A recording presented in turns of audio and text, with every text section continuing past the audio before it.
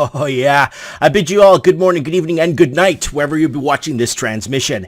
Whether you're watching us from your condo in the sky or your cabin in the woods, or just couch surfing, or maybe just on a road trip or relaxing on your lazy boy. People of the night, welcome to Mike in the Night. It's 3 a.m. and something's moving you. So crack open a window, sit back, relax, get some tea or coffee, because you're tuned in to Mike in the Night, the voice of the Commonwealth. Hashtag Mike in the Night. Intro track by Ralphie.co.New Zealand.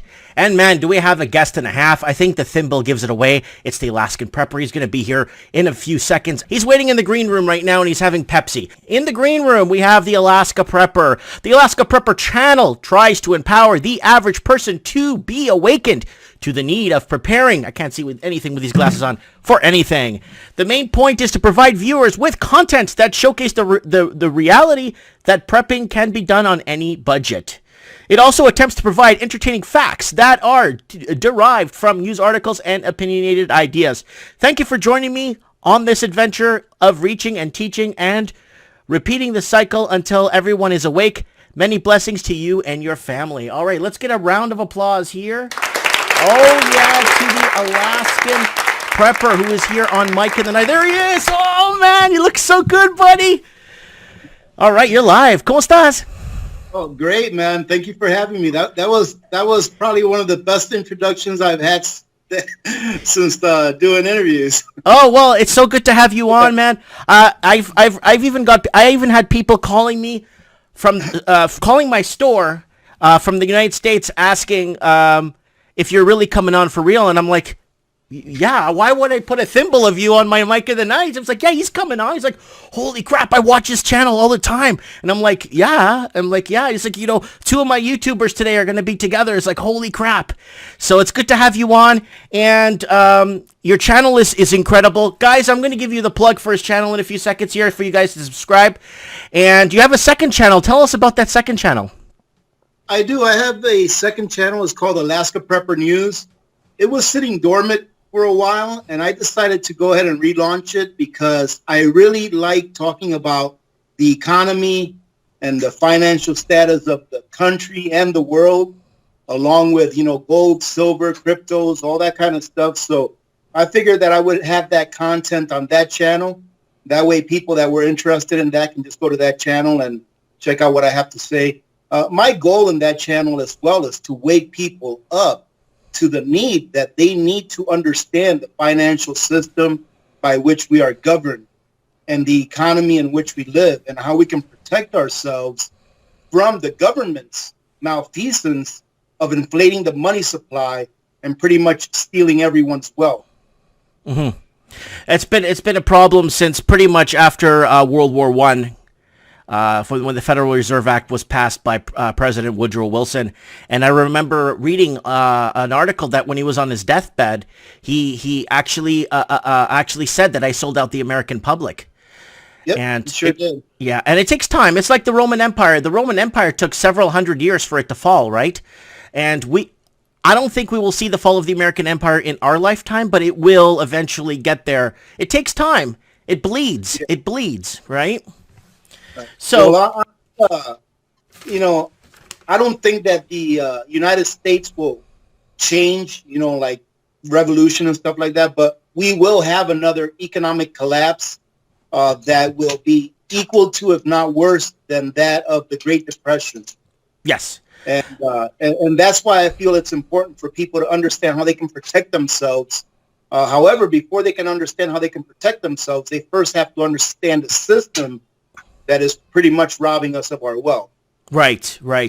So, all right. So I want to ask a few questions I have a question here from, for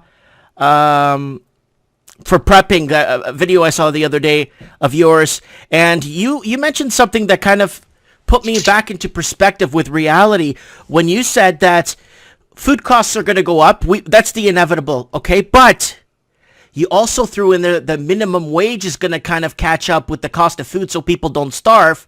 But then it's going to start cutting back on yeah. So unpack that a bit. All right. So we were talking about the minimum wage, how everyone wants the minimum wage to be $15 an hour. Right. And how people concentrate on the nominal value, i.e. $15. whereas they should be concentrating on what is their labor worth. For example, let's say that right now before the minimum wage hike, and I'm going to make up some goofy numbers so it'll be easy for everyone to follow. Let's say that right now before the minimum wage hike, a pound of bananas is $5, right? And let's say that you make $10 an hour. Your 1 hour's worth of labor buys you 2 pounds of bananas. Okay? Mm-hmm. Now, let's say all of a sudden, the minimum wage is now $15. Now you're making $15 an hour. When you go to buy that same 2 pounds of bananas in about 6 months, by the time that extra money or extra currency starts circulating around the economy because there's more earning, that 2 pounds of bananas is eventually going to be $7.50. Right. Because it's still going to cost you 2 hours of labor. Right. Right? Or 1 hour of labor to buy 2 pounds of banana. Right. So whether the minimum wage goes up to $15 or $20 or $30, what you have to concentrate on is what is your labor worth? Okay? So if your labor gets you $15 an hour, eventually that 2 pounds of banana that you were able to buy with 1 hour's worth of your labor 6 months ago, now in the future it's going to cost you twice, $7.50 a pound, which equals to 1 hour of your labor at $15 an hour. So realistically, it's the same thing. Realistically, it just looks like you're making more, but realistically, you're buying the same, and it's just looks like it parallels. It's like when you go to Mexico. Oh man, I got 1 million pesos on me. It's like, yeah, but that's like $3,000. So it doesn't really buy much when you're down there. So right, and through the one of the reasons why governments like minimum wage hike is because you end up paying more taxes. That's correct. Number one. And large corporations like Amazon, right? Your large grocery store chains, all of these large corporations, they love the minimum wage because they know that they can absorb that increase in wage. Right. Whereas the mom and pop shop, in the corner of the block that you live in, they cannot. So it's a way of systematically eliminating their competition. And that's a very, very, very powerful angle to throw that in, because a lot of people don't understand with these big corporations, they actually expense all the expenses that they get, which whether it's income, whether it's rent, whether it's they expense these incomes on any capital gains. So if somebody gets a raise, they're just going to get more. They're just going to get more stuff to expense. So they're going to probably they're going to inventory more stuff in that. Then they're going to sell it for half price, and they're just going to expense that against any capital losses and any gains that they gain. And obviously, minimum wage increase is a loss for the corporations, but they could expense that through capital gains. And realistically, they never really lose. People keep saying, let's raise the tax on the wealthy. It doesn't matter. They'll just go buy a helicopter tomorrow and expense the helicopter on their income, saying, well, I need my helicopter for work. And that's... Well, people don't understand that when you raise... The first thing that people have to ask themselves when they are against the wealthy, okay? I'm an average middle-class Joe. Okay, so this is not a millionaire talking to you. But when people are against wealthy people because they have more money, you have to ask yourselves, normally when people have a job and they work for someone, they don't work for someone for. So those wealthy people that we want to raise the taxes on, this is what's going to happen when we raise the taxes on them. First of all, at least here in the United States, I'm not sure how it is in Canada, but in the United States, the IRS code is about 12,000 pages, right? Right. Of that 12,000 pages, about 95% of those 12,000 pages are meant for the elite, for the wealthy. About 5% are meant for the average person, poor and middle income, right? Right. The reason why the wealthy have 95% of those 12,000 pages is because they're full of loopholes. Right.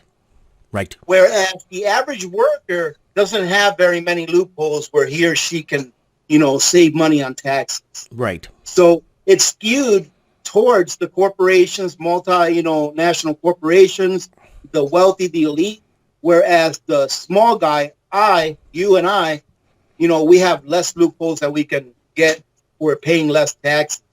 And another thing that happens when you raise taxes on corporations is that you're raising taxes on yourself.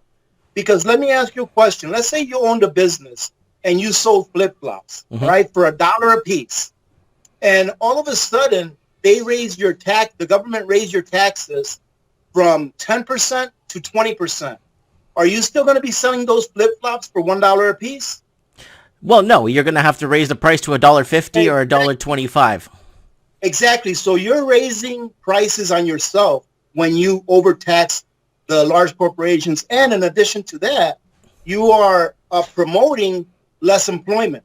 Right. Because if they have to pay more money in taxes, they're going to employ less people, hire more contractors, right, that you can just do a 1099 miscellaneous for their taxes. That's correct. Not pay any of the taxes, hire more contractors, have less employees, have more part-time employees. So really a tax on the wealthy is really a tax on yourself.